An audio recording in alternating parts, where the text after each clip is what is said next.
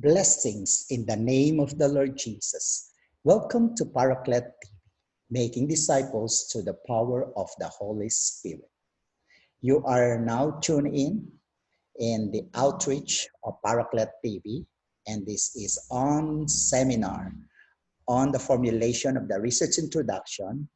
And before we start, we believe that everything comes from God, and without God Himself, we will never triumph in all our undertakings. It is in Proverbs 2:6 that the Lord gives wisdom, from the mouth comes knowledge. Knowledge and wisdom come from God. And it is from the disciple James, said in James 1:5, if any one of you lacks wisdom, you should ask it from God, and He will give it generously to all without finding fault, and He will be given it unto you. So I ask everyone to let us humble ourselves and ask the presence of the Lord in this undertaking. Let us pray.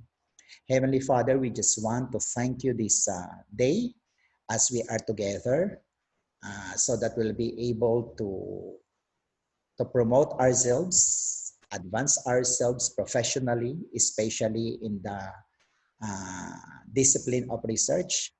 And I just pray for the presence of the Holy Spirit, that He will be the one to really facilitate me in my thoughts and refresh my mind, so that I will be able to present the lesson logically.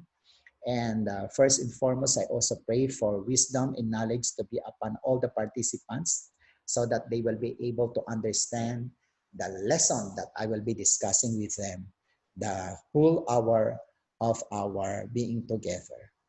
We ask this prayer in the mighty name of the Lord Jesus, and I know that everyone will be blessed. In Jesus' name we pray. Amen, amen, and amen. Welcome once again to the seminar on the formulation, the research introduction. And you are seeing now that the various books that we have written for you to keep on reading, so that you will be able to understand more, not only of the research introduction, but how to make an academic research or any type of research that you are wanting to. Let us look at our output, and the objectives of this seminar will be at the end of the session, 100% of the participants with 100% level of proficiency will be able to, first, to differentiate the various research formats in the formulation of introduction. And I will be presenting to you two major formats in the formulation of introduction.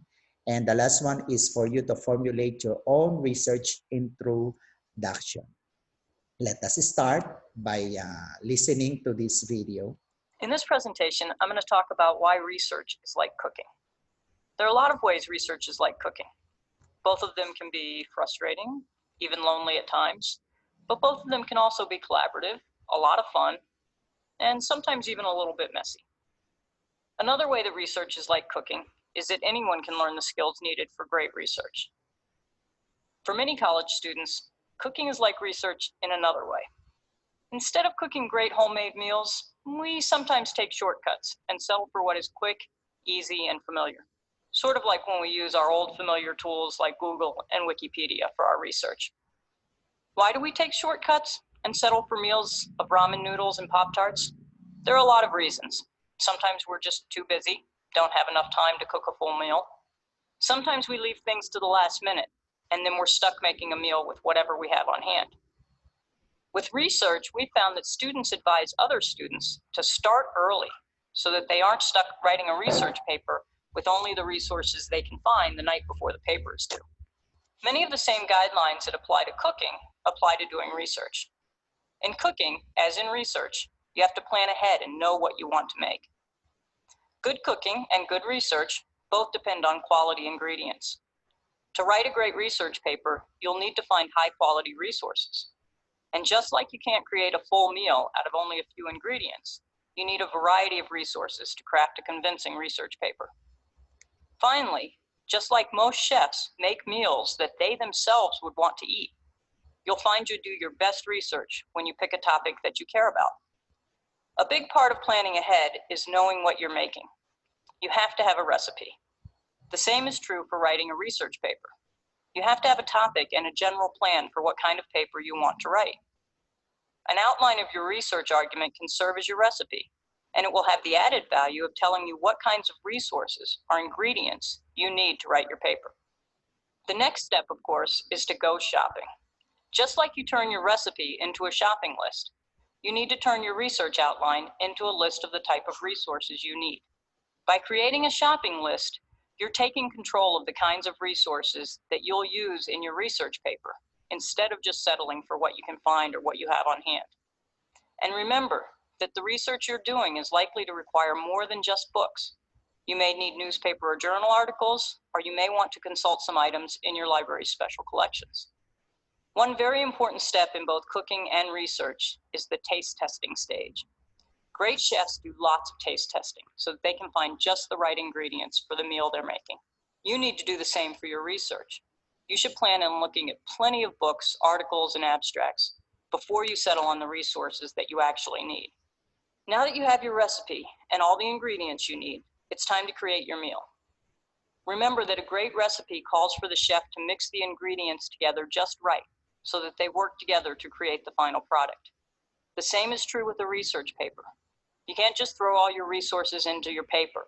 You need to synthesize them and relate them to one another. And you need to put your own garnish on your meal. Put your own voice into your research paper so that it isn't just a summary of all your sources. If you remember that research is like cooking and that it requires planning, a recipe, and great ingredients, you will produce research that is the equivalent of a gourmet meal. Bon appetit! So you have already watched about research as likened to cooking, and I know that all of you know how to cook, even you are just cooking rice. But I want to tell you that research is being compared to cooking because of the following reasons. Because in cooking, there is a need of advanced planning, as of course in research, because when you cook something, say for example you will be cooking menudo, you have to do a planning of when are you going to buy it from the grocery, or you're going to the market to look for the different ingredients that you're going to use, or when are you going to cook it. Is it for lunch, or is it for dinner, or everything that comprises how to make menudo, of course, must be planned. And the same with research, all the parts of the research must, of course, be planned. So there are colleges and universities that requires your plan before you start with your research study. And second, after you have made your plan, it is also both in cooking as well as in research, there is a need of having great ingredients.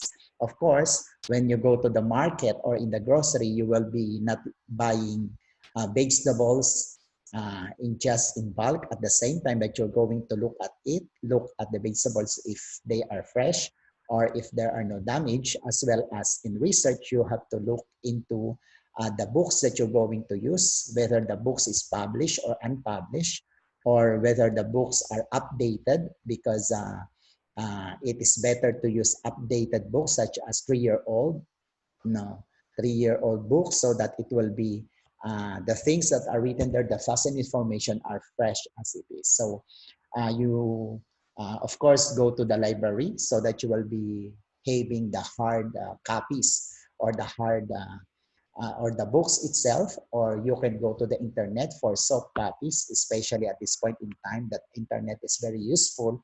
So you are going, of course, to look into the network addresses or the applications or the website address, so that you can get the most referred information, as well as the most scientific information or knowledge or facts that you're going to include in your research. And of course, you are going to, after you have already prepared the ingredients, the best ingredients for cooking, you are now going to start, of course, the cooking itself, as well as in research. After you have already gathered the materials, after you have already made all the different information and satisfying all the parts in a research paper, now you are going to write it down. So the best thing that you must remember while you are cooking, you must enjoy cooking, because it is said,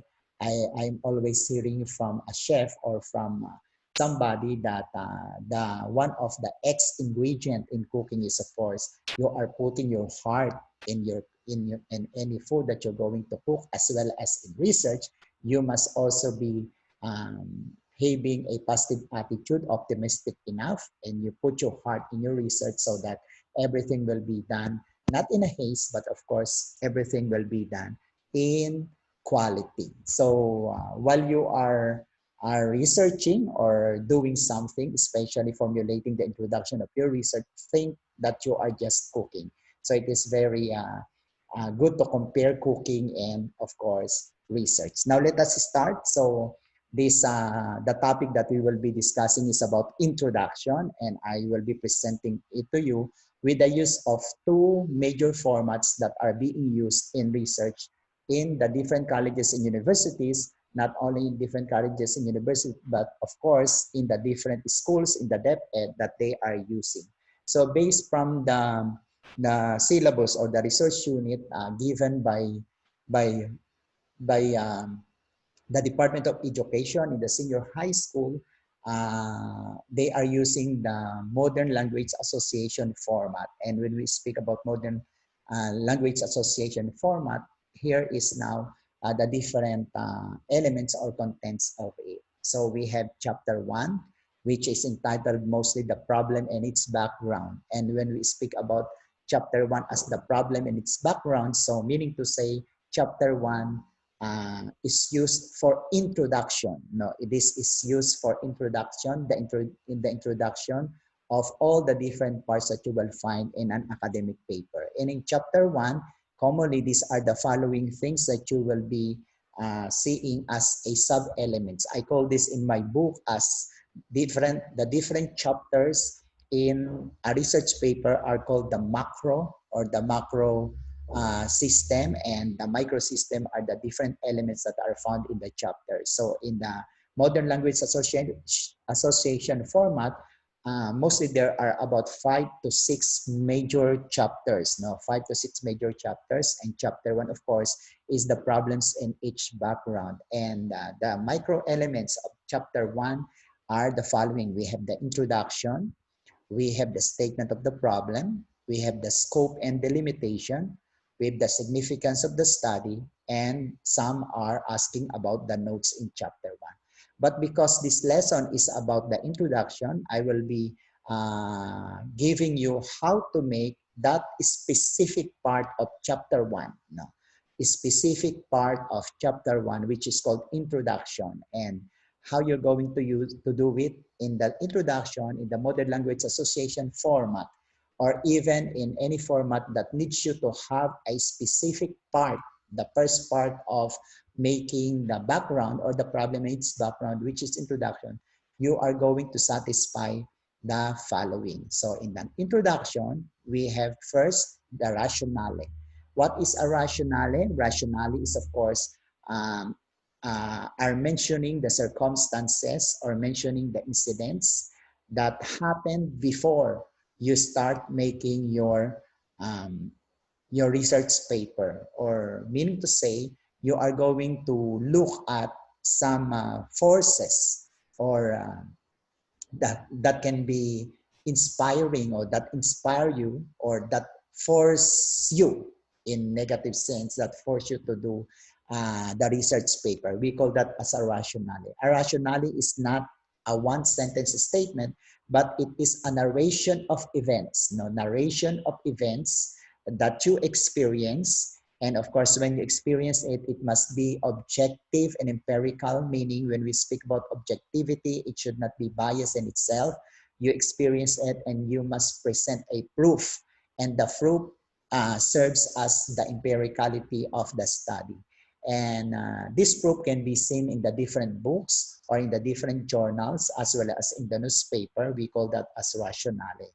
No, so you are going to narrate everything that inspires you or that moves you how to make, how where you encourage to do the research paper, and that is called rationale. And rationale can be about 3 to 4 paragraphs in one, and there must of course be citations when we speak about rationale to make it empirical and objective.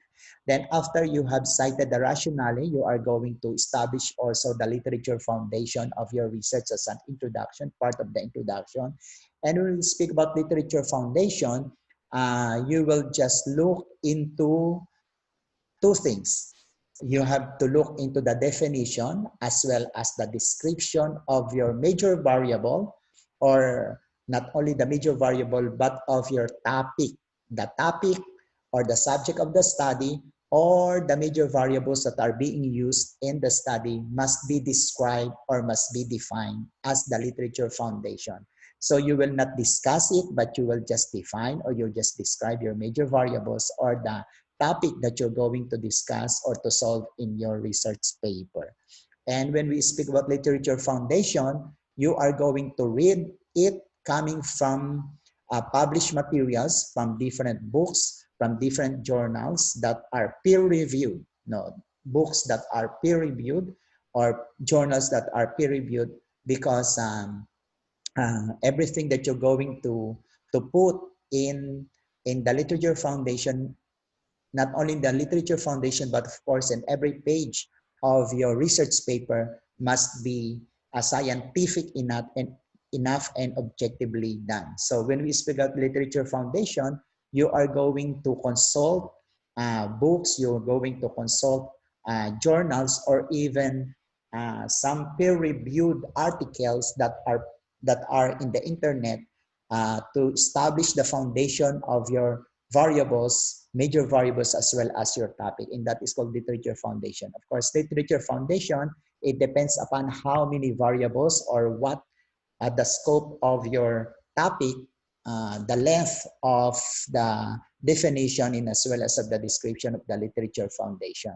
Because in the modern language association format, there is another chapter where you're going to discuss the different variables or the different topics that you're going to make in your research. After the literature foundation, you are going also to establish the proof of urgency, why you have to solve this research problem. Because a research is being conducted because there is something that needs to be clarified, there is a question needs to be answered, there is an untraveled path that you're going to go through, and you have to show that you are doing the research because it is urgent.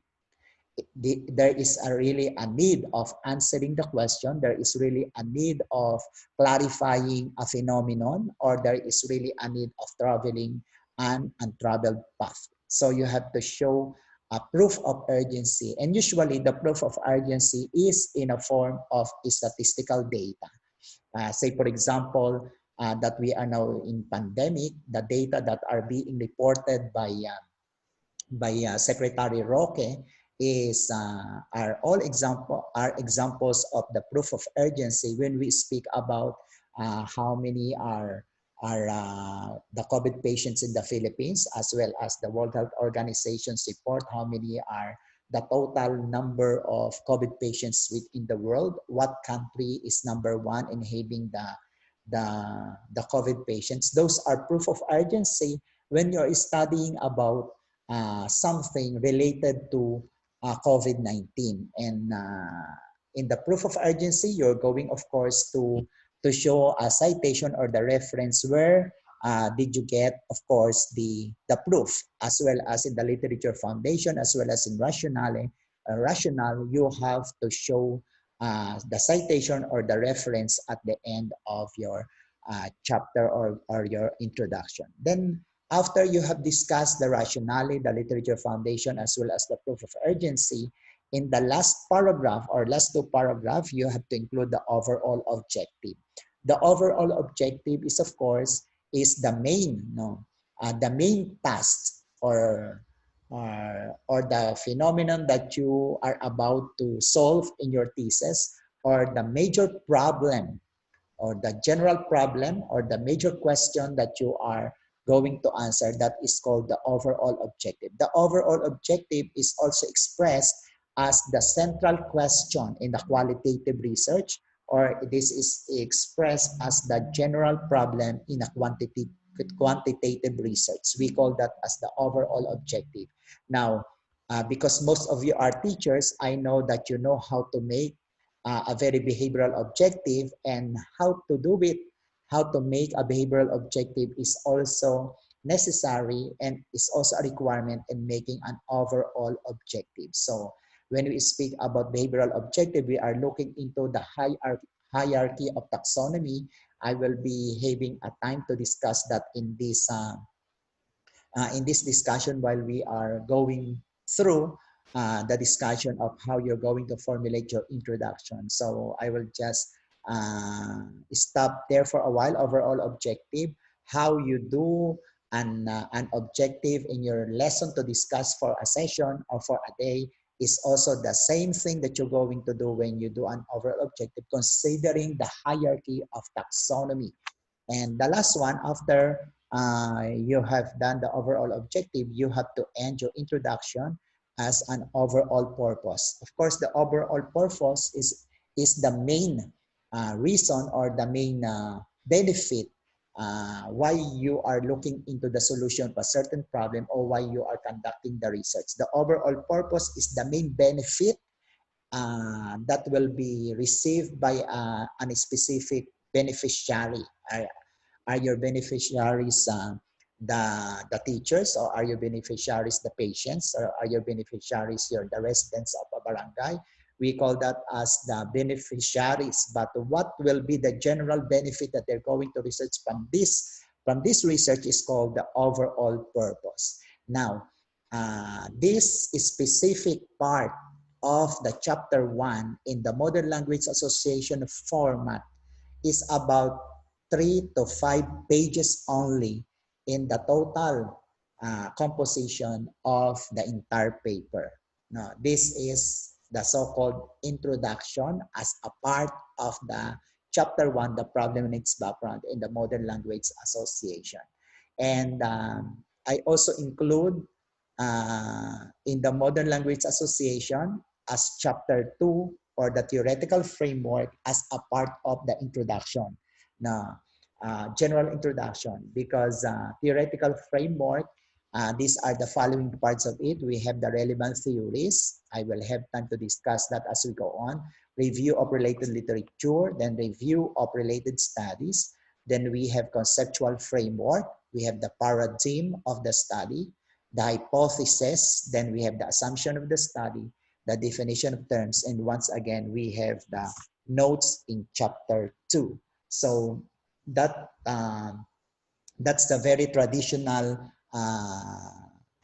chapter 1 and chapter 2 of the Modern Language Association formats, which for me, those are parts of the general introduction. And within the general introduction, there is the so-called in chapter 1, the specific introduction.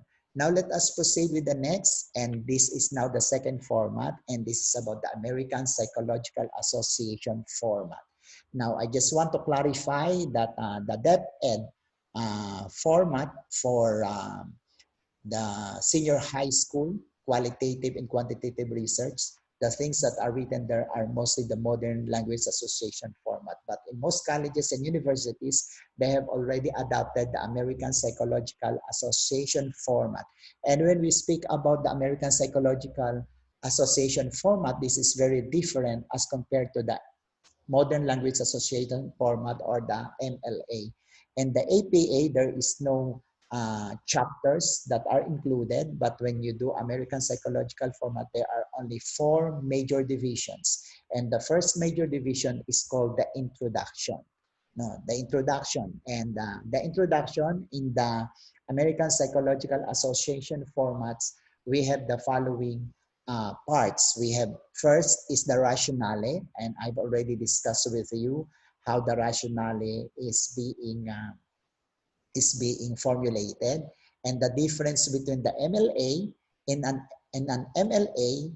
The introduction is just a very minute part of chapter 1, while here in the APA format, it is the first major of the four major divisions in making the American Psychological Association format. So these are the things that are comprising the introduction in the APA format. We have the rationale, then we have the settings, then you have the discussion of variables, and as well as the different parts. In short, the introduction of the American Psychological Association format uh, is the combination of chapter 1 and chapter 2 of the MLA format. Again, in an APA format, the introduction is the combination of the chapter 1 and chapter 2 of the MLA format. Now, let's go back with the rationale, and I have already discussed with you how you're going to formulate the rationale. Those are the things or the circumstances that you have experienced as a researcher that inspires or moves you to conduct a study.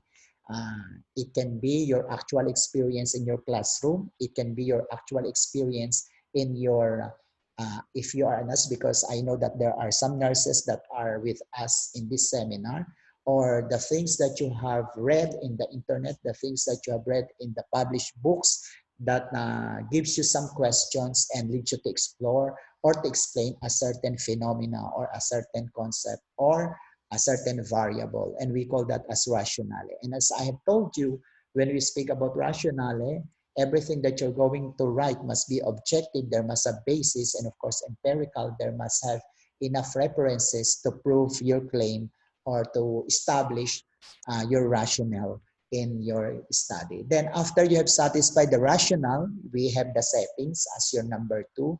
And when we speak about settings, we are not only looking into the physical space, such as the physical, but of course we are looking at the psychological aspect of the settings. No, example of the physical aspect, say for example, the venue or the place of the study is your school, so the school is the physical setting. Or if you are if your study is about a hospital, the hospital, of course, is the physical setting. But in the discussion or the description of the setting under physical, you have to emphasize the peculiarity of the setting. Because when we speak about a school or elementary school, and when we speak about a hospital or a tertiary hospital, the same description we have in the Philippines as also most of them are also similar when we are discussing about an elementary school or a hospital in the United States or even in Europe or in the different parts of the world. So when we speak about elementary school, when we speak about senior high school, when we speak about a hospital, or when we speak about a private company, the general characteristics are common to all race or to all nations. So all you have to do to make it specific in your study is to really discuss the peculiarity of the physical setting. Say for example, a school is located in a remote area, or a school which is considered as a number 1 school for a specific experiment in the use, say for example, like today that the DepEd is having the blended education or the flexible education, blended learning.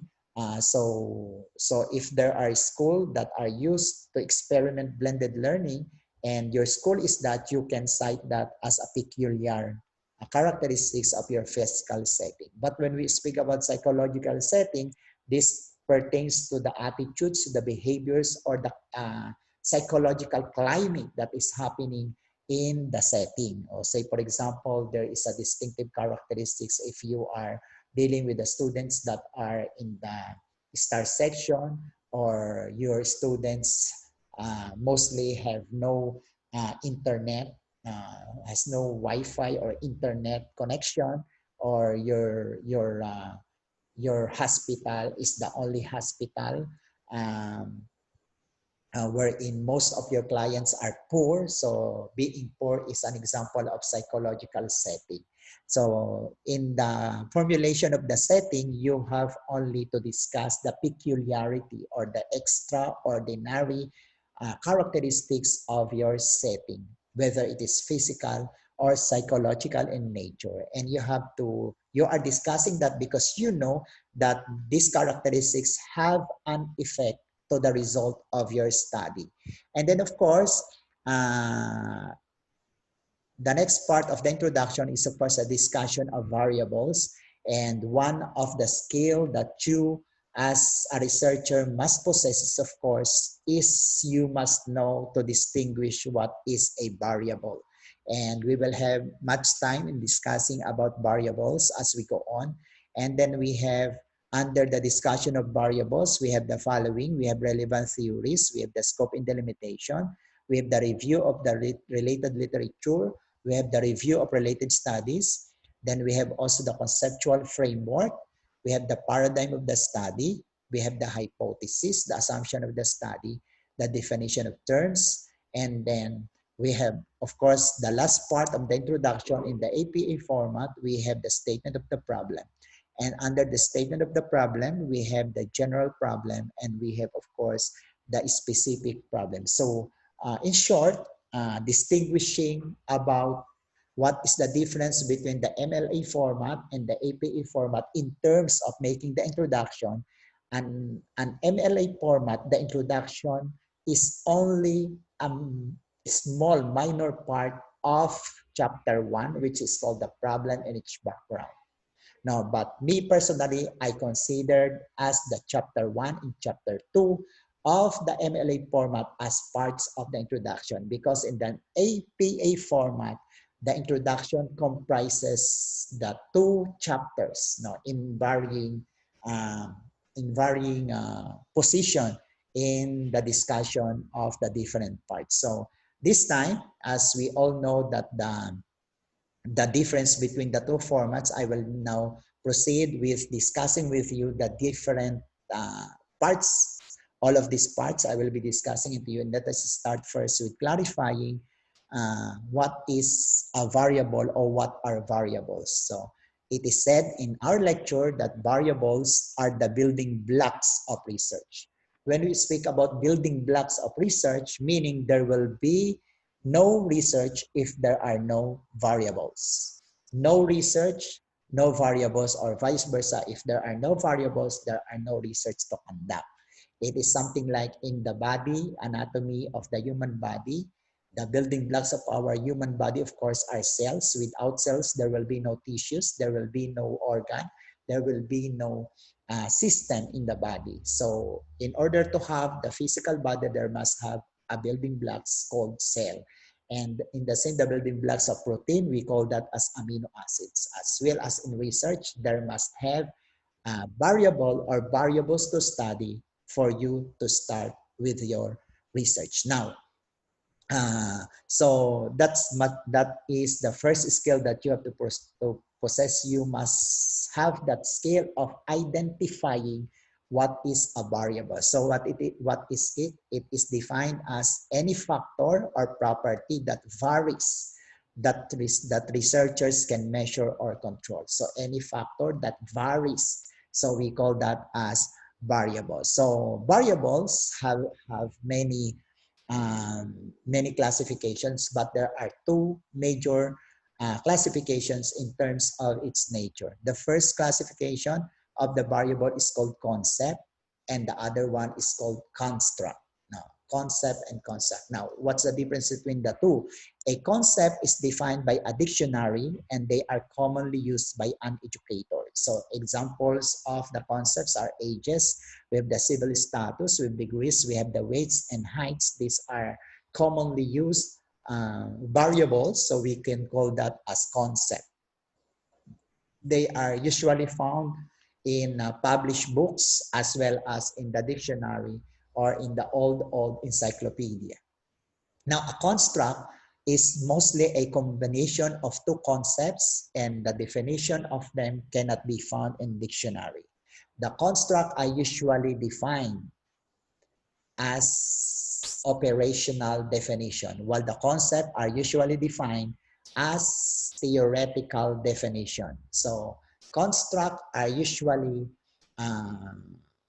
discovered and proposed by a researcher or by an academic scholar. Some examples of these are we have the level of performance, we have the nature of environment, we have the rate of recovery, we have the types of social media, and then we have the features of social media. So you will see that these are examples of variables. Now, let us look about the level of performance. It is good to say level of performance than performance level, because a performance is an example of a topic. It is an example in other term as idea or subject. But to make it a variable, you must put a level of level to make it a variable, because there are different levels of performance. There are also, you can also call it as a degree of performance, or you can also say nature of performance. And in the same manner, environment is an example of a topic, no, or a theme of the study, or the subject matter in our lesson plan, or concept or sub-concept, as we have learned from our bachelor's degree. And when you put nature, it will be making a construct. So environment is the topic, but when you put nature of environment, there are many natures of environment, as well as there are many rates of recovery, and there are of course many types of social media, making it a variable. Because when we speak about a variable, it is varying, it varies, it does not only pertain to only one attribute, but of course a minimum of two attributes you can find in whether it is a concept or a construct. So you must have that skill of understanding what is a variable, what is not a variable, what is a subject matter, or what is a topic, and how you're going to make out of a topic a certain variable.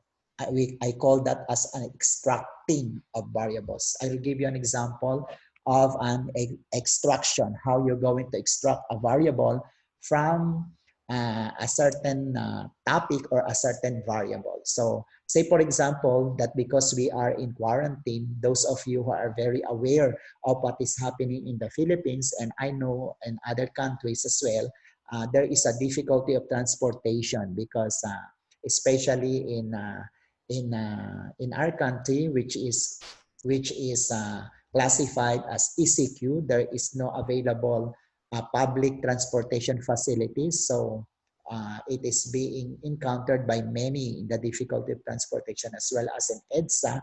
There is a new mode of or system of transportation there, and at this point in time, while we are discussing, the jeepneys are not, the traditional jeepneys are not being allowed to be used, to be utilized in EDSA. What they are utilizing now are of course the other form or the other type of transportation vehicles, and the newly modernized jeepney that are being used in EDSA.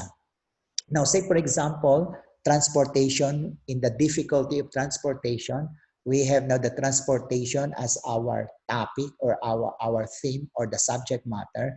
To make it a variable, so we have the difficulty of transportation. Now, the next question is, in order for us to extract variables, we have to ask this question. One, what are the causes of the difficulty of transportation? And what are the causes of the difficulty of transportation? Or in another question that you can ask, what are the results, or what are the effects or the impact of having a difficulty of transportation? So when we are confronted with a major theme, then we extract a major variable. We call this as a major variable.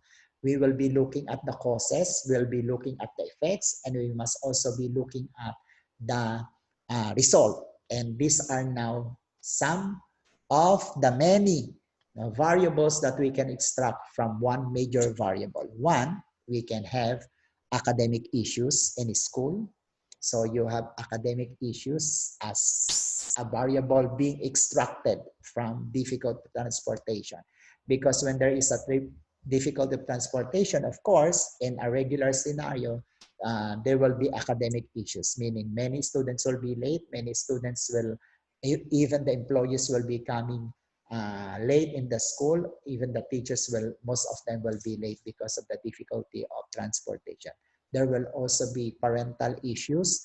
The parents will, of course, encounter difficulty, especially those that don't have private cars or private vehicle. They will be encountering problems and issues, economic issues, because the transportation will be expensive as compared if there are lots of transportation vehicles that will be used by a certain person. There are also social issues because there might be less arguments between the members of the family when there are, of course, ease in the transportation vehicles. Another variable that you can extract, we have the ways of personal management, because when there is a difficult transportation, there is a need, of uh, of waking up early so that you can get a transportation vehicle going to your work, or you have to manage yourself after the 5 hour 8 hour work in your office. You have to really um, make it quick to prepare yourselves in going up, so that you can have a transportation vehicle. We can also have the time factor as one of the sources, or it can also be a result of the difficult transportation. We have measures of distance, because the distance, if your location is far from your workplace or far from any school or from any company, of course you need a transportation vehicles. But if it is near, you can use, of course, a bicycle, or you can walk. So it is also a variable that can be extracted from difficulty of transportation. Then we have also the availability of transportation.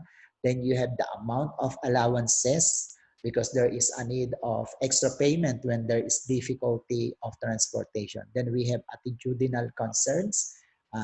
You will be encountering much psychosocial or psychological issues if there is, of course, difficult transportation. And of course, many will be encountering absences, many will be encountering tardiness if they will be having a difficulty of transportation. Now, I am showing this to you because one of the best skills that we have to possess as a researcher is to distinguish which of these extracted variables can be our major variable, or which can be our minor variable, because the major variables are defined by their sub-variables, and the sub-variables and major variables are also defined and clarified by their indicators. Because if one can be say for example, the parental issue is the major variable, academic issue can be a sub-variable of it, ways of personal management can also be a sub-variable of parental issues. Or if there is the availability of transportation is the major variable, the measure of distance can be the sub-variable, the amount of allowances can be a sub-variable, attitudinal concern can also be a sub-variable. So we can play hundreds or even thousands of variables in making our research, in order for us to establish the scope and the delimitation of our studies. Now, the number of variables that a researcher knows, or that a student in research knows, is dependent upon how wide he has read about the topic.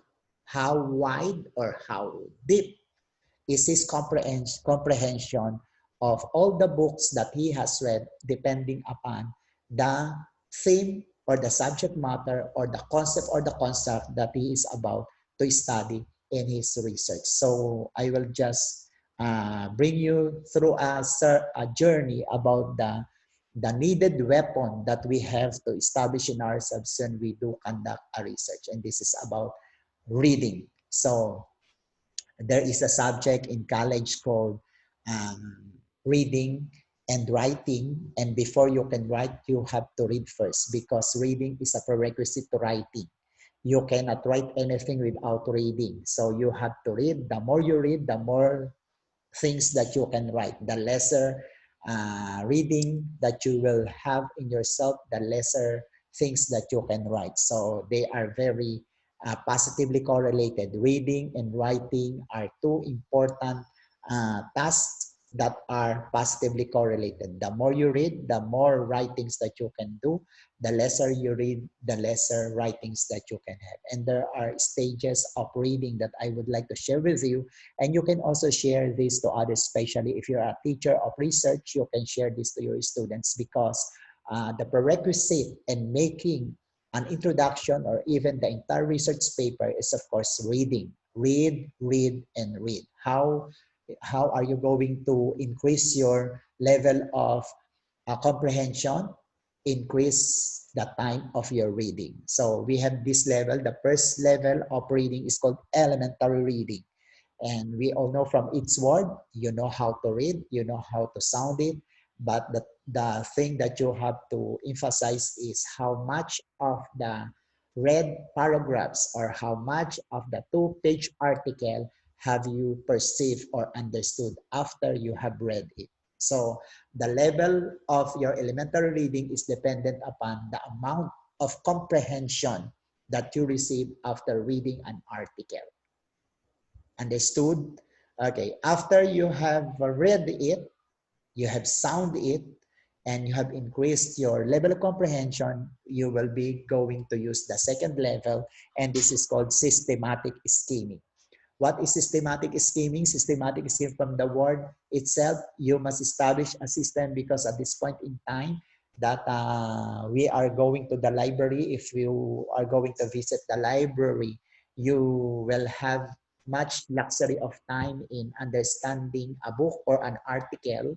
So all you have to do is to do systematic skimming. How are you going to do systematic skimming? By just looking at, say, for example, you will just look at the index of the book. You can also look at the table of contents. You can easily look at the title. If in the title there is a word there, or there is a variable that is related to your topic, it means that that book is worth to read, because that will increase your knowledge about the major variables under studied. Or when you are facing or reading a certain article or paragraph, in the paragraph there are bold words, or there are, I don't know, italics words, it means that those are important. Or when you read an essay, the first paragraph, the last paragraph, or at the middle part, those are important things. We do that as systematic skimming. So systematic skimming is used so that you can have just a moment of reading for particular clues that this reading material or this book is related to your topic. And when you go home, you have enough time to read, you have luxury of time, so you can read it thoroughly. Now that is called systematic skimming. And the next level 3 of reading is called analytical reading. So you are not only reading it without comprehension, but you are analyzing every paragraph, analyzing every sentence, analyzing every word, or defining every word, so that you will understand thoroughly what is being said in the book, or what is being said in the article or in a paragraph. In analytical reading, you are looking at and answering the question WH, who is the author, because the author has something to do with the content clues or context clues of what he is writing. Then where did he write it? Say, for example, we are reading a Bible, and the Bible was as written about 2,000 years ago, not only by St. Paul, not only by St. Matthew, but of course by Moses, the Pentateuch. And so you have to go back with where they have written it, so that you will understand the real meaning of the things that they have written in the Bible. So when we speak about analytical reading, you are asking the question, how did the author write these things? Or what is the real meaning of this phrase? Or why did he write this? So meaning to say, when you do analytical reading, you are looking into the important keys, the important words, or the important phrases that you have to understand, and you have to place it in your a piece of paper, the most traditional, the most traditional tool in reading is of course an index card where you're going to write the important terminologies, the important phrase, or the important definition of a certain word or ideas. We call that as analytical reading. And whatever you're going to write in an index card, when you write it in your own word, we call that as paraphrasing. You are now expressing your own definition, your own discussion based from the facts or the important information that you have gained from the real author. So there is a need, of course, of mentioning the author of that, the real essence of the information, because he is the original source of the idea or the concept. And when we do analytical reading, we are just analyzing a certain, only one article and only one book. You do it analytically, answering different questions as if you are arguing, discussing with the author of the article or of the book. And then the last, which is the highest in taxonomy, is called comparative reading.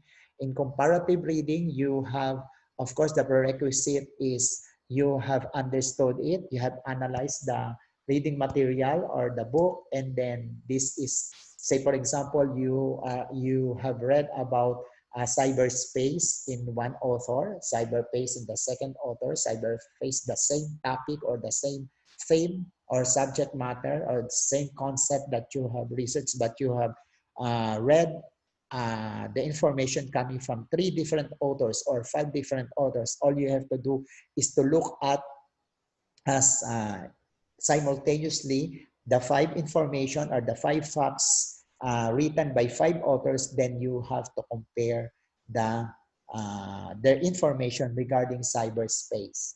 And when we say comparative reading, this includes the similarities, who among the authors have similar information about cyberspace, who among the 5 authors that describe or that give the definition similarly, and which of the 5 authors gave a different definition of the so-called cyberspace. We call that as comparative reading. Now, of course, this is because this is our weapon in research, this is considered as the tedious part, or that the part or the task in research that consumes most of our time. But when we already victored about reading much of the information about a certain topic or about a certain major variable, then it will be easy for us to write it down. And I will give you an instrument which I have discovered, and this is about analytical reading and comparative reading. I am summarizing the 4 levels of reading or the taxonomy of reading in one instrument. And this instrument I call as the matrix, the matrix of reading.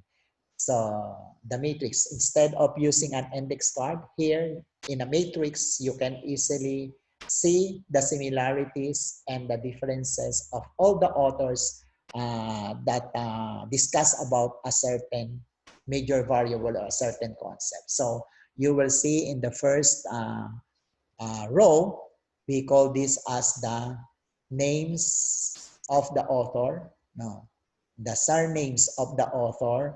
In the first row, we have Rico in the year 2011. We have Santos 2007, Bendichu 2007. We have Navarro 2012. We have Calderon 1993, Abubakar 2000. These are all surnames of all the authors and the year that they have written their book on the first row. And on the second row, on the first column, we have the major variable, and the major variable is called characteristics of tests. Now, the test is the theme or the subject matter. To make it a variable, you must have the characteristics of test. Characteristics of test is called a construct variable. Now, according to Santos 2007, on his book, page 25, the characteristics of tests are validity, reliability, fairness, practicality, and efficiency. And according to Navarro, validity, reliability. So there are still many of that on page 68, but there are no definition here in the first column about RICO in the characteristics of test, Santos in the characteristics, nothing. And then and this one is of course the definition of Barus, no, of Barus. Now let us proceed with the second, third row, and you have seen once again the author on the first. Actually, this is a piece of paper, long paper. Kailang it is not the space in my presentation does not suffice the needed to see you the matrix, but just imagine that this is a very long paper wherein there is just this is presented in a one page now.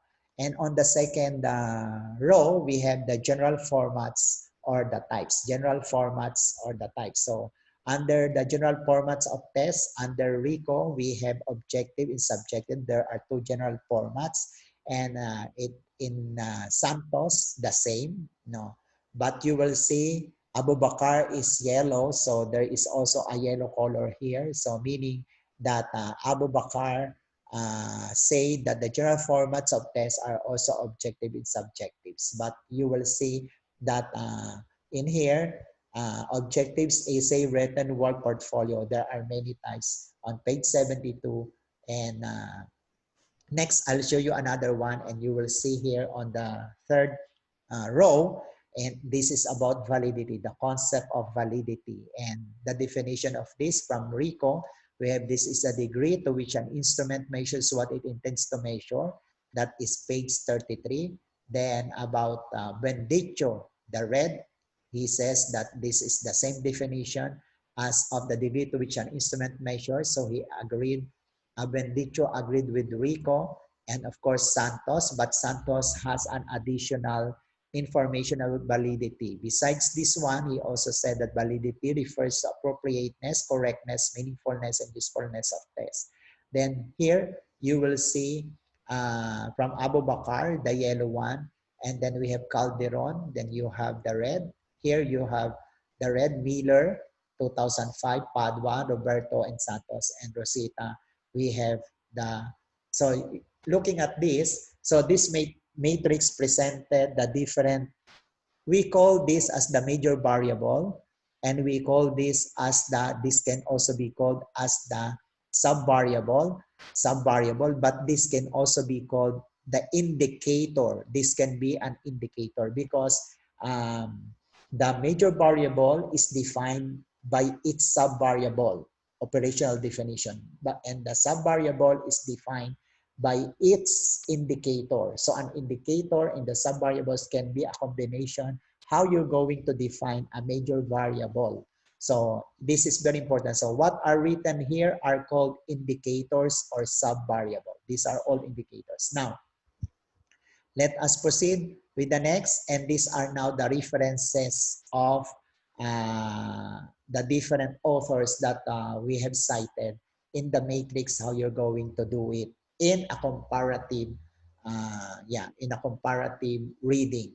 After you have analyzed a certain book, then you place it in a matrix, and then looking in just one looking or one glance, you're going to make it being compared by looking at similarity and differences. This is a very good instrument which I want you to propose, and which I want you to teach also to those who need it, especially if you are teaching research, qualitative or quantitative research. Let us proceed now with how do we make the relevant theories. The relevant theories is made by one, of course, you have to look into a theory or a theories which will be the basis of your study. It's good to have a theory because a quantitative research needs a theory, and as well as some are requiring, of course, a study for qualitative research. Say, for example, behavioral theory or something like the Maslow's hierarchy of theory. We have also the environmental theory of Nightingale in, of course, in BSN or Bachelor of Science in Nursing. We have also in the BSBA, we have the so-called scientific management. We have also the so-called statistics management. These are, of course, called theory. So all you have to do is to look a certain theory. Then after looking a certain theory, you have to look into who its original author. The author of the book is, of course, different from the author of the theory. The author of the theory is, of course, a philosopher or an expert. Then you have also to write the theory title and the theory statement. The theory statement and the theory title, as well as the author, are just seen in the published material or in the article which you have read. Now, the author, the theory title, and the theory statement, they are just being copied or copy paste, because the definition will always be the definition of a certain theory. No, and then you have to explain the theory. So the explanation of the theory, of course, is coming from you as a researcher. You should not copy it from the article or from any book. You have to explain it by yourself. And then, of course, the fourth one, you have to relate the base theory to the present study. The theory that you have gathered must be explained why you did get it as a related theory to your own study. I'll give you an example. Let us read this example. So these are four theories on how children learn. Behavioral theory, linguistic theory, we have the social interaction theory, and the neurobiological perspective. And this is according to Vokelich 2002. Only the theory of social interactionism is adopted in this study. So based from the four, language theory, isa lang ang gagamitin niya, and that is called the theory of social interaction. And social interaction theory does not come from either side of the nature or nurture debate. So this is just copied because this is the theory statement. Rather, it acknowledges the influence of genetics and parental teaching. So the social interactionist theory does not come from either side of the nature or nurture debate. Rather, it acknowledges the influence of genetics and parental teaching. Thus, that is the theory statement. Next, however, it shares with behaviorists the belief that environment plays a central role in children's language development. Likewise, along with nativists, it believes that children possess an innate predisposition to learn language. Parents and teachers also support children's effort to learn language by focusing the child's attention on objects in the immediate environment and labeling its object and its action. This is now called the theory discussion. And the last part, of course, will be the relationship of that theory, the theory of social interaction, to your study. This social interactionist theory was conceptualized in English language since English is the Philippine second language. This study assumed that the English performance of second-year high school students in terms of their English factors, such as social demographic, schools, and home, considering the generally recognized performance of students and achievement tests and poor command of the English language, this study aims to find out what influences the performance for the school year 2008-2009. So this is a very simple way of making a relevant theory if you have a theory that is the basis of your study.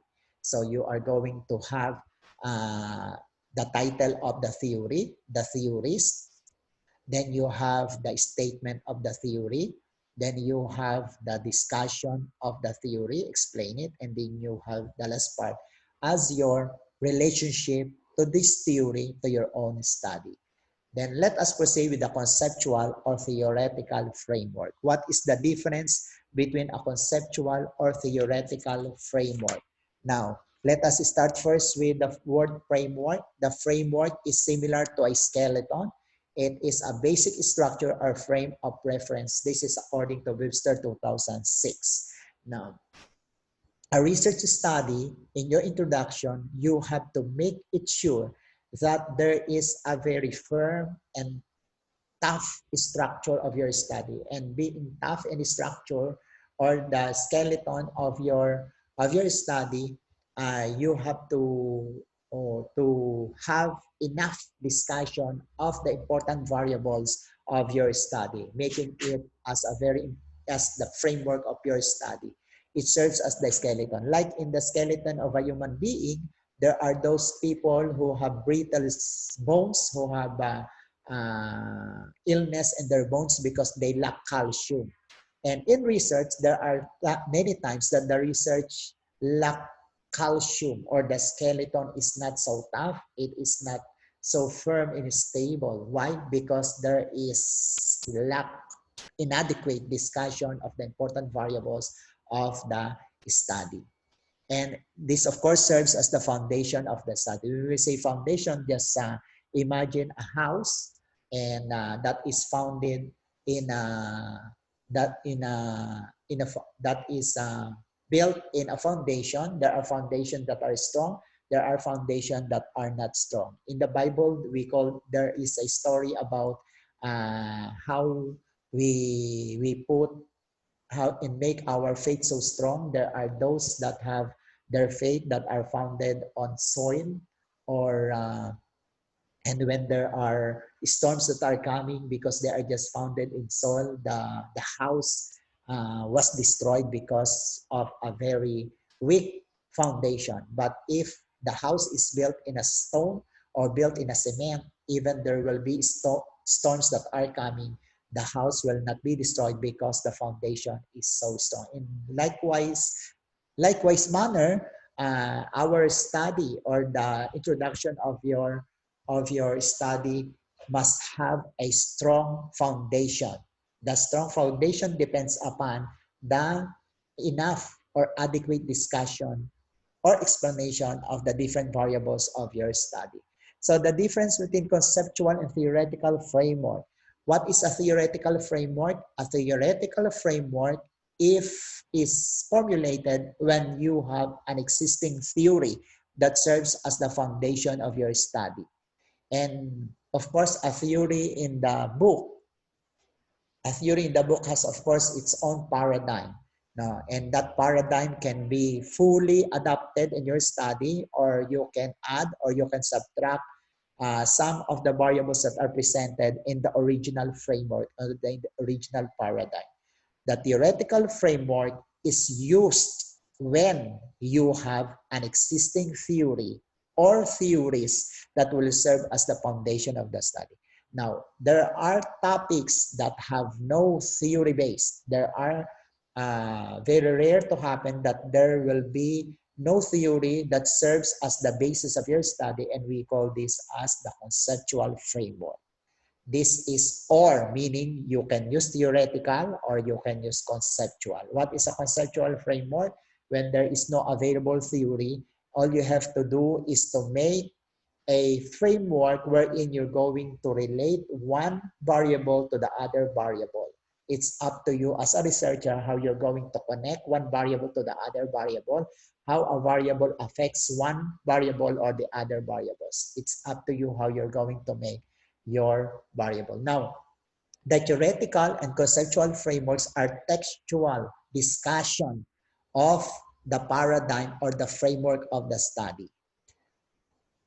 And let us look at what is a paradigm of the study so that you will understand what is a framework. A paradigm of the study is the scientific imaginations of the researcher, which is expressed visibly by drawings or sketches. So the difference between a conceptual and or a theoretical framework, the conceptual and theoretical are textual discussion, while the paradigm of the study is presented by drawings or sketches. It is the scientific imagination, meaning you have to draw what is in your mind. And the drawing is presented, we call that as the paradigm of the study. A paradigm of the study is the capsule of the entire thesis. If you are an expert in research, all you have to do, because most of the time you will have no time to read the entire thesis about 100 pages or 200 pages, all you have to do to understand the entire pages is to look at one page, and that one page is called the paradigm of the study, because the paradigm of the study is considered as the capsule, a page of the entire thesis.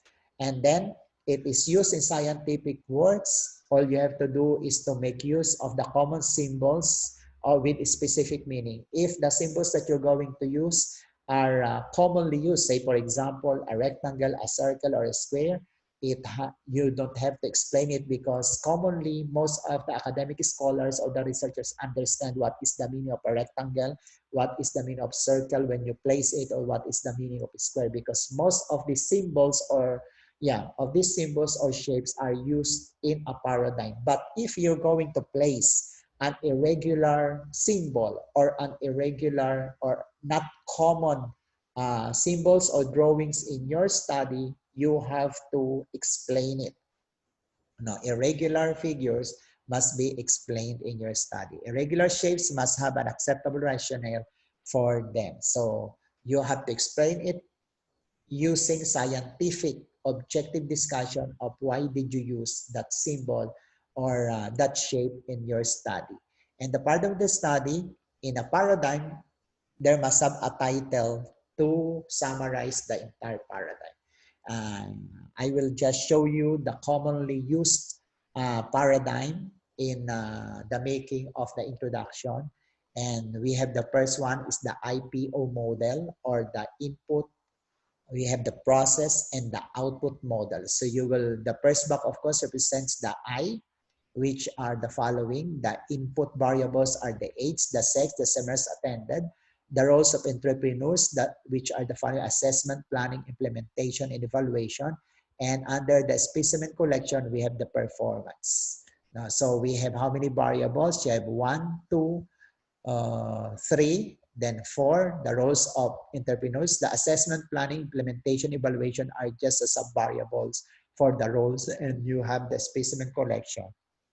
And of course, the performance as your major variables. Then how are you, what method are you going to use? How will you process the different variables? So it is called by analyzing the data through a questionnaire and informal interviews and statistical treatments. These are the process that you're going to use. How to deal and process the following indicators. And what will be your output? The output will be the improved roles of entrepreneurs. There will be higher returns, a better quality of services. These are not the outputs. So we have the title. It is usually as presented as figure 1, various roles in productivity among entrepreneurs. Various roles in productivity among, this is called IPO model. Now, IPO model is only used when all your problems cited in your statement of the problems are factor isolating problems. So what are factor isolating problems? I will be discussing with you what is a factor isolating problems. But at this point in time, this is only used when all your specific problems are factor isolating problems. It means a factor isolating problems are those problems that describe a certain variable. If your research is only to describe a certain phenomena, or you are just going to explain a certain phenomena, of course, most of your questions are factor isolating problems, and your model will be an IPO model. Next commonly used model, we have now the PC model. P stands for predictor variable, and C for your criterion variable. So we have now here the P, or the predictor variable, the competencies and teaching clinical instructors. We have the following competencies. We have 3 major variables. You have the knowledge level, you have the pedagogical skills, we have the classroom management skills. And then we have the criterion variable, the level of performance of nursing students. We have the following sub-variable. We have academic grades, we have the RLE performance, and we have the patient satisfaction. And then you have the figure 1, the relationship. So this line that connects the 2 boxes refers to the relationship. What is the relationship of the competencies in teaching clinical instructors to the level performance of nursing students, which is now the title of the paradigm or the paradigm. So based from here, if you understand the making of a paradigm, this will be your question number 1, this will be your question number 2, and this symbol will be your question number 3. What are the competencies in teaching of clinical instructors in terms of knowledge level, pedagogical skills, and classroom management? Question number 2, which is a factor isolating level of performance of nursing students in terms of, and then because this is a PC model, you have in the title relationship, what is the significant relationship between the predictor and the criterion model. So when are you going to use the PC model? PC model is used when relating and assessing the effects of two or more variables. These studies that focus on relationship, associations, differences, and effects will benefit from the model. So when you are going to have a non-experimental study, non-experimental study, but you are looking into the relationship, associations, differences, and effects, you will use a PC model, non-experimental study. But if you're going to do an experiment, we have now the IV-DV model, no, the independent variable or the dependent variable model. The same figure, but you will see that there is an example, a different line, but this is an arrow connecting to the second box, which is the dependent variable, because this variable, the level of performance, is very dependent to the independent variable, which is called methodologies in teaching used by instructors. So, and the title, the effects of computer-assisted instruction and demonstration method to the level of performance of nursing students. I just want to emphasize with you that when you use effects, it is in the concept of an expert in research that when you use effects, you are doing to do an experiment. Effects is used for an experimental study. So when it is an experimental study, you use the IV-DV model. And your question, of course, will be one question for the first box, one question for the second box, and one other question for the arrow. What is the effect of using the various methodologies in teaching to the level of performance of nursing students in these terms, okay? When are you going to use? This is used in an experiment-based study. The question raised is of situation relating. So we will be discussing situation relating questions as we go on. And then we have the DASP model or the program model. So we have another box. So any model, as I've cited, the IPO, then you have the PC model as well as the IVDV model. If you're going to your purpose is to create a program or it is an action research that you're going to have a program at the end of as your output, then you're going to make use of the DASP model. So we have three boxes here. We have here the competencies in teaching of clinical instructors. Then you have the level of performance, and this is a relationship, and this will now be your output or the faculty development program or the model or the program model that you're going to formulate right after answering if there is a relationship between the two major variables, the competencies in teaching of clinical and level of performance. Now, if in your question number 3, what is the relationship of the competencies in teaching of clinical instructors to the level of performance, and the result is there is no relationship, there is no need of making a faculty development program because there is no relationship that exists between the two major variables. You will only proceed to your last question. What faculty development program or what program is to be proposed or is to be formulated in order to enhance the competencies in teaching of clinical instructors? That will be your last question. Okay, so this is called the DASP model. So whether you're going to have an experiment or not experiment, or you will just have a description of the phenomenon as your research study, you can attach a model if you want to develop a certain intervention of the different weaknesses that you're going to as a result of the study. So this is the title. When are you going to use a DASP model? This is used when the research will propose a program or an intervention measure. So an intervention measure, it is called intervention because you want to look into the best measure, how you're going to turn the weakness into a strength or to cure the weakness or to solve the problem. This model fits the situation producing level of questioning.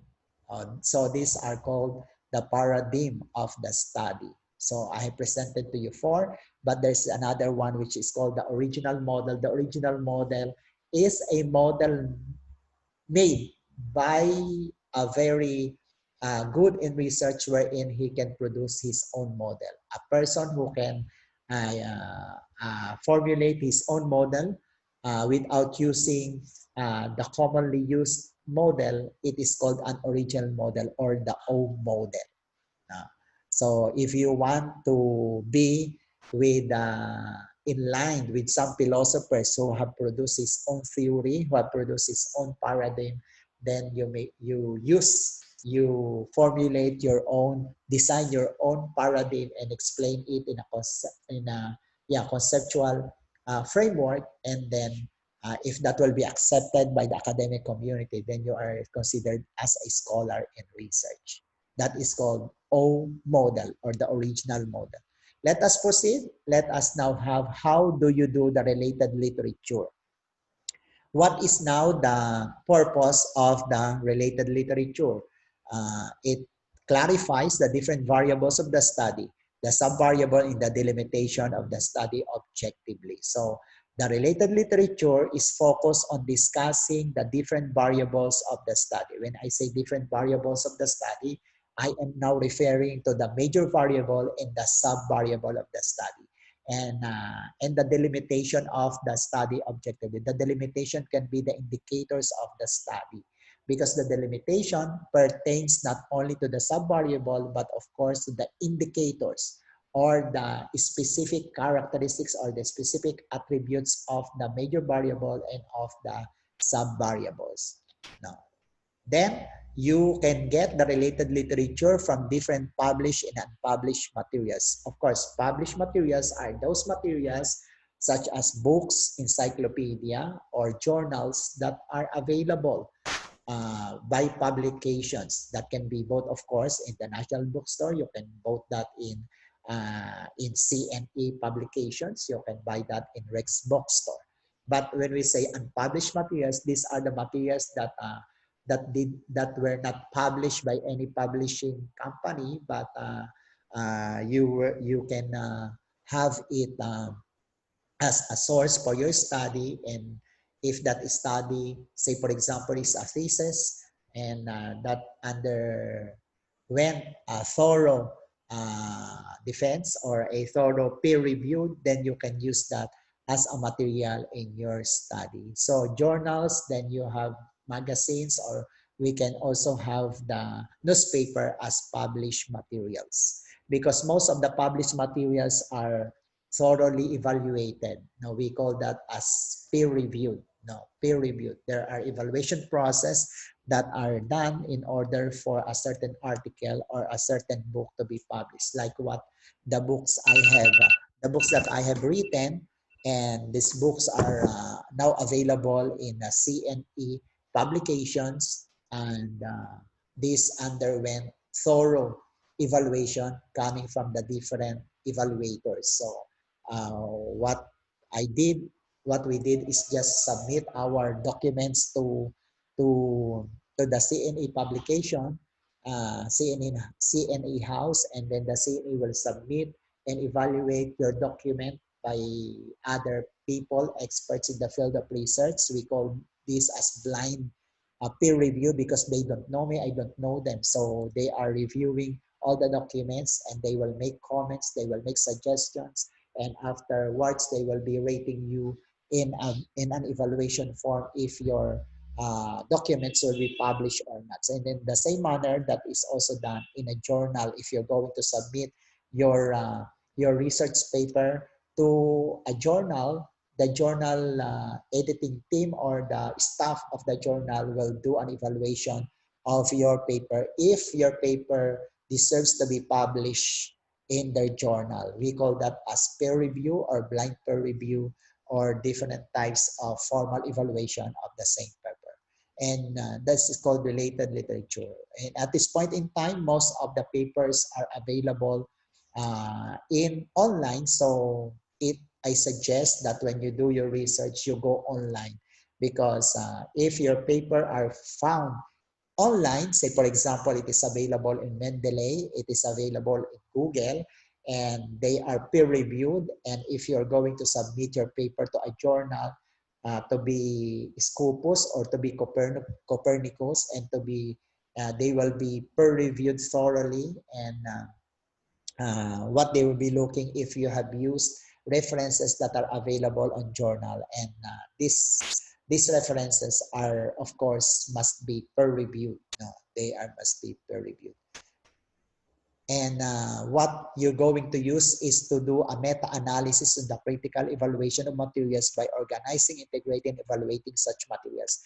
The matrix that I presented to you by using analytical reading and comparative reading are ways how to do a meta-analysis of the articles or the books that you have read.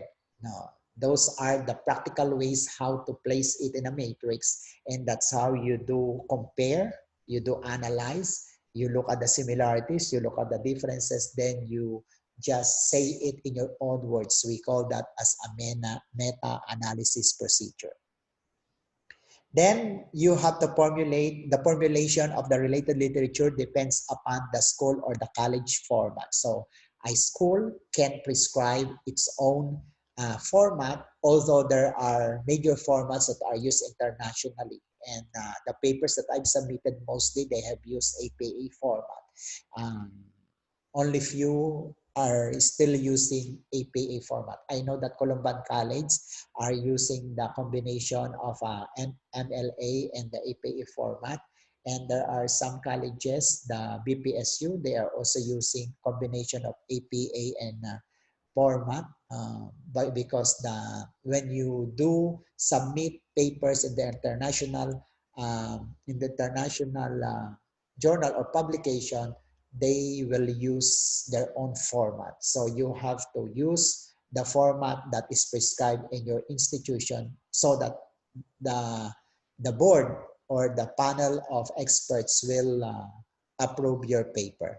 And you can the the arrangement of um, of the discussion traditionally is you place all the discussion by foreign authors, and you separate the local parts. Now this is obsolete at this point in time. There is no foreign, there is no local now, because we are in the globalization, because what is local to us will be international to others. So it is better, I suggest it is better to discuss systematically by having a subtitle using your major variables as your subtitle, or the sub-variables as the discussion of your the system of how you're going to present your related literature. Use your variables or sub-variables as subtitles.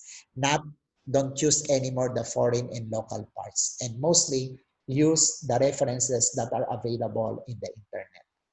Then, of course, related studies. This is also called a research literature. And these are the gathered studies that are related to the present study. When is a study related to your study? When there is a variable, when there are sub-variables or concept or construct or similar central topic that are also discussed within your study. So when there is, if you have 10 variables and there is one variable in one study, it is related. When your topic is the same topic of one study, they are related. When your 5 variables are discussed as 5 of the 10 variables presented in the study, they are related. So it is related when a variable or many variables of your study are discussed in one study. And in the formulation, all you have to do is to name the author and the date, and then the setting, and then the setting, and where it was conducted, the title, the salient findings. The most important part that you're going to place in the related study, of course, are the findings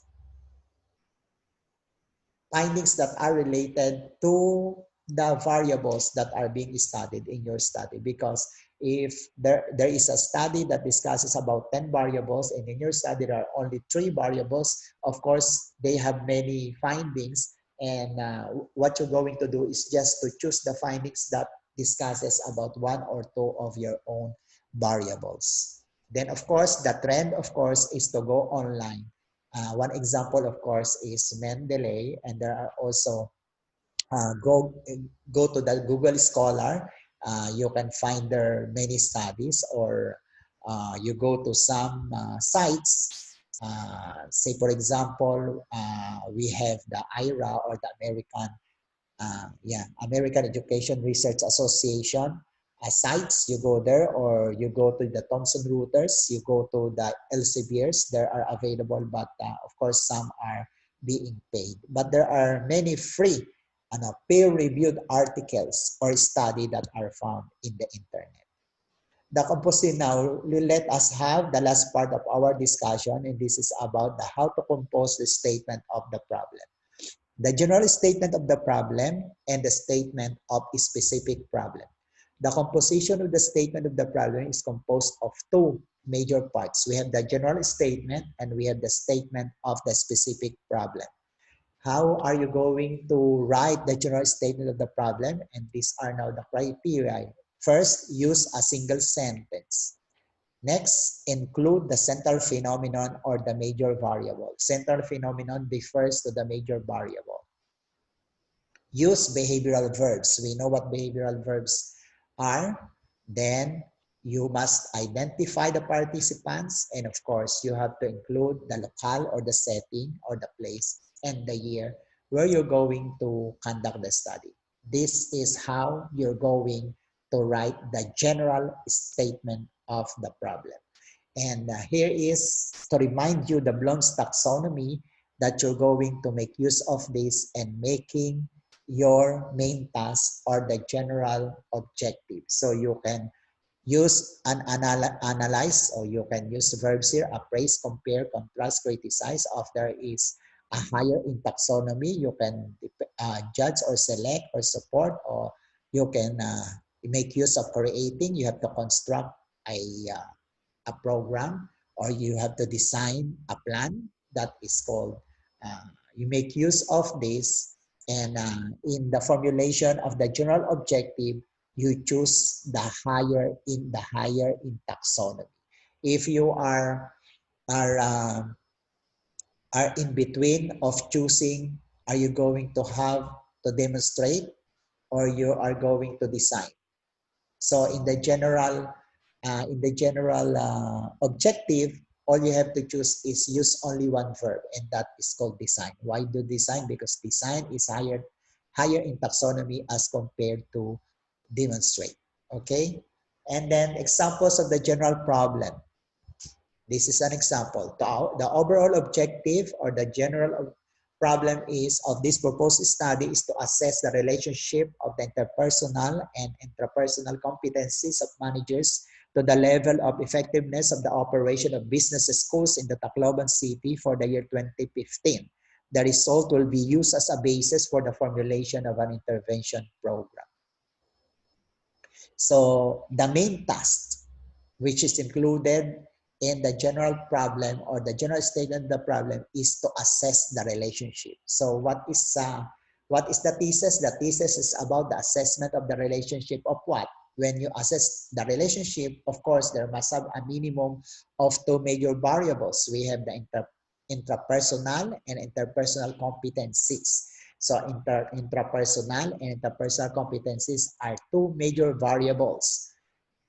Two major variables: relationship to the effectiveness of the operation, the level of effectiveness of the way. So in this study, there are three major variables, and the task of the researcher is to assess the relationship of the three major variables. And we have also the managers as our subject of the study. And then we have the business schools uh, as the setting of the study in the Tacloban City. And we have, of course, the year 2015. But the overall, why does the researcher has to assess the relationship? Because he wants to have to formulate the basis for the formulation of an intervention program.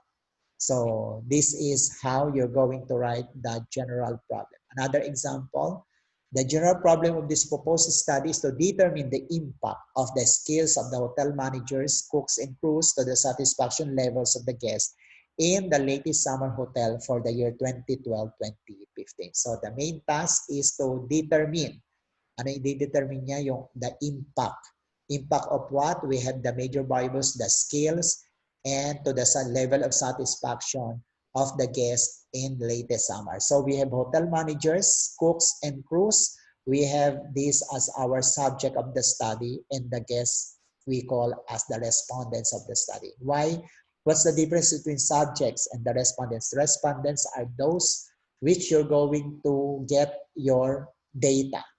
So the guests are the respondents, but the questions are referring to the hotel managers, the cooks, and the crews. So they are the subject of the study. And this is in latest summer hotels in the year 2012-2014. The researcher's main research problem is to identify the significant factors for the business productivity in Eastern Visayas after the devastation degree of Typhoon Haiyan for the fiscal year 2016. Another example of a general problem. Now, those are examples of general problem in a quantitative research. But this time, let us see about the format in qualitative research. So this is the format in qualitative research. The general objective of this study, ilagay na what is the type of a qualitative study. It can be a case study. It can be phenomenological study. It can be ethnographic, history. It depends upon you. Then you put the main task, and then the phenomenon or the subject of the study or the theme, then your participants, then the locale or the place, and then define your phenomenon theoretically. Example, so we have the general objective of this phenomenological study is to synthesize. So synthesize is in higher taxonomy, the nature of various programs on waste disposal management system. So nature of various programs on waste management system is the theme or the subject or the major variables among the principals of junior high school. So principals is our subject of the study, place, division of the city of schools, Balangas City. And then the nature of various programs, which is your major variable, is defined as the activities undertaken regarding the conservation of ecology. Another example, the general objective of this case study is to discuss the common difficulties encountered in the study of business subjects among the non-performers of the senior high school grade 11 in Asian Development Foundation College for the school year 2016 to 2017. At this stage, the common difficulties encountered are the hindrances for positive performance of senior high school in studying business. So this is an example, of course, of a general statement of the problem in a qualitative research. Now, in specifying the problem, after, of course, you have put the general problem, it, of course, followed by a specific problem. So in the formulation, the specific problems, you have to note the two types of questions. Two types of questions, we have non-researchable question and we have researchable questions. So don't place any non-researchable questions such as answerable by yes or no in a research problem, because these are the examples of these are answerable by yes or no. They are non-researchable. But researchable questions are questions of value, opinions, policy raised to accumulate data. The basic form of research questions are what, why, and how. So we use this in our specific statement of the problem. Now, in qualitative research, we have this example as a central question. The central question is also the same as our general objective, but in an interrogative form. What is the central question? How do the common difficulties influence the level of performance in studying business subject among the senior high school 11 in Asian Development Foundation College for the school year 2016-2017? There are formats that have separated general objective or the general problem and the central question. But there are also formats that they use only one either the statement of the general objective or the general problem or the central question, but they are entirely similar, just in a different pronouncement. One is in an declarative form. Here you have an interrogative form. And we have now the central question. How is, another example, how is the nature of various programs on waste disposal management system among the principals of junior high schools in the Division of City Schools, Balanga City, for the school year 2019-2020. And the central questions are not answered directly. They can be answered by sub-questions. So let us have sub-questions. Say, for example, our central question is, how is the nature of various programs on waste management disposal management system among the principals of junior high schools in the Division of City Schools, Balanga City, for the school year 2019-2020? So this must be a question mark. So nature of various programs will be our major variables or the major theme. We have to create sub-questions. And here I have created 3 examples of sub-questions because you cannot answer directly the central questions unless you create sub-questions. Sub-question number 1, what are the features of the programs on waste disposal management system? Number 2, what are the benefits received in the various programs on waste disposal management system? And what are the improvements for an effective programs on waste management system? So all sub-questions are referring to the nature of various programs. So the features of the program, the benefits received, and the improvements to make the program effective are the sub-questions for a qualitative research. Now, in a quantitative general question, the overall objective of this study is to assess the interpersonal. So this is just a repeat of what I've already told you. This is the general statement of the problem. Now, this one is an interrogative example. The general problem with this study, but this is quantitative. How do the skills of the hotel managers, cooks, and crews impact the satisfaction levels of the guests in La Rica Hotel for the year 2012-2014? So you will see there are both are the same. No, but one is in declarative form, this one is in interrogative form. Example of a general quantitative. The researcher's main research objective is to determine the significant factors for business productivity in Iloilo City after the devastation degree of Typhoon Haiyan for the fiscal year 2015. This is again an example of general question, but in a form of general objective. So this is in declarative form. So in making the specific questions, you have to remember the following types or levels. The first level, which is the lowest, is called the factor isolating questions. Answering the question, what is this? This is called factor naming problems. Examples, we have what is the level of enjoyment of learning among the kindergarten pupils in terms of. So we have your major variable, level of enjoyment. Then participation rate and level of performance are your sub-variables. So this is how a factor isolating question is made. Then we have another example. What are the methods used in making lessons in mathematics 2 in terms of various activities and materials used? Then we have the level number 2. We have the factor relating question. What is happening here? When we speak about factor relating, we can use the word relationship. What is the relationship of level of enjoyment of learning to the level of performance of kindergarten students? Factor relating, you can use significant influence. What is the significant influence of the various methods of teaching to the number of absences of students in mathematics 2? So here we have the various methods of teaching as your major variable number 1. Because this is non-experimental, we call this as predictor variable, and the number of absences of students is called the criterion variable. Next, number 3, how is the participation rate of parents significantly associated? So relationship, difference, association are examples of relating questions to the degree of success of an academic activities conducted in the division of Balanga. Third level, which is situation relating questions. Situation relating question is an experimental study. So the variables are independent variable and dependent variable. These objectives usually yield hypothesis. So this is, if you have this question, you must have your hypothesis presented in your introduction.